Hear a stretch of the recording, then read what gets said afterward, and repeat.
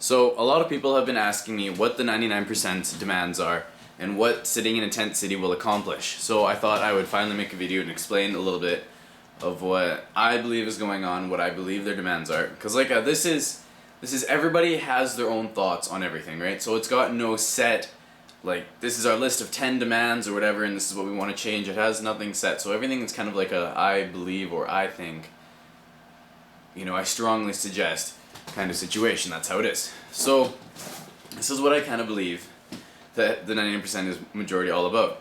One, they want politics to be separated from corporations. So corporate money should not be funding politics. Politics should be funded by the people through taxes and other means instead of being bought, like individual politicians bought by corporations and such. And they also believe banks should have regulations. And along with Wall Street should have regulations. And then there's also the 1% Robin Hood tax. Now, I'm not sure what exactly the tax is. They want to put 1% on the $1.3 trillion, I think, a day that flows through the free market to limit trading, to slow trading down, and then use that money to either give it to the government to help with government funds, or distribute it through to all the lower class people or whatever. I'm not really too sure. Now, I'm not entirely against taking from the rich to give to the poor, because, and then that depends on how you got rich and what kind of rich person you are. Now, if you're one of those, I invested wisely in the stock market and I made millions and millions of dollars off the stock market, compared to somebody who built an empire from in their garage like Steve Jobs. Okay, now those are two different kinds of people. So one was a gambler, became a professional gambler, and the other one worked hard and created something using his mind and his ingenuity.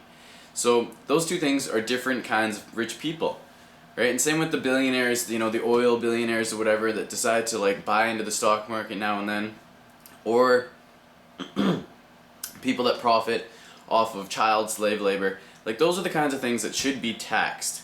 Like, oil, for one, I pay 50 cents a liter in Canada for taxes. I pay $1.24 a liter for gas, and like 50 cents of that is tax. It's BS to me. And that's also one of the 1% is more fairness to the everyday people. And things like the carbon tax, and this is in Canada, the carbon tax should be removed. It's a scam. Global warming? Yeah, okay, global warming's happening. But don't tax people who absolutely require a vehicle to get to and from. I live 14 kilometers away from my work. I have to drive to and from, and I got a Canadian winter coming up, and it's supposed to be cold. Really cold. I don't want to be biking or walking 14 kilometers, especially since I work night shift. Anyway, moving on. So those are some of the 99%'s demands, and those are pretty fair demands, I think.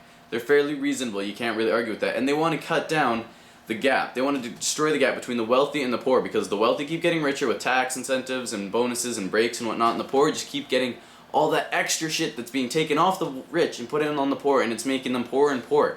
We need to stop that and start taxing people fairly. And we need to put more money into social assistance and whatnot, and education and things, because, as I've said before, an educated and a healthy society is a smart and growing society. Those are two things that we need. So government fundings could come from that 1% Robin Hood tax.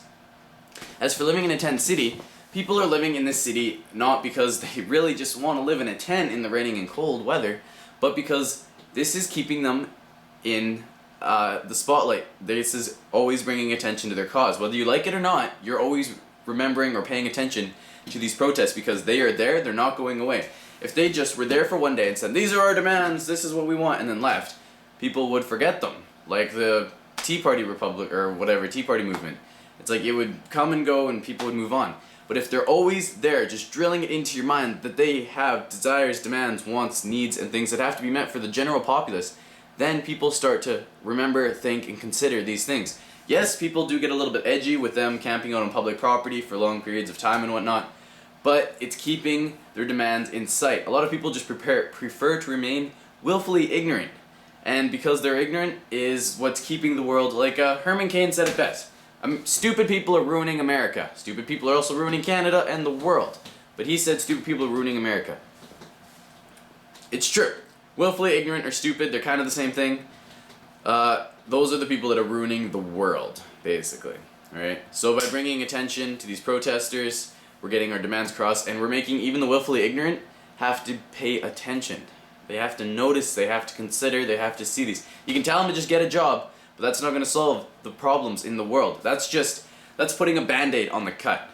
Alright? That's putting a band-aid on a broken leg. Or a fucking heart attack victim. That's not gonna fix the problem or anything, that's just gonna cover it up so you can't really see what's going on. That's it. That's it. So, I got another video coming up too, why just getting a job couldn't fix the world. And Anunnaki. This one is slow, but it's coming, it's getting there. Anunnaki Christianity Exposed. I'm really excited to tell you guys about this, because it's mind-blowing shit, if you're interested. So, all that and more coming up soon, and whatnot. And yeah, Occupy movement. I'm starting one in my hometown too, this Sunday. Get involved. Change the world. We only have one chance, I think. Peace.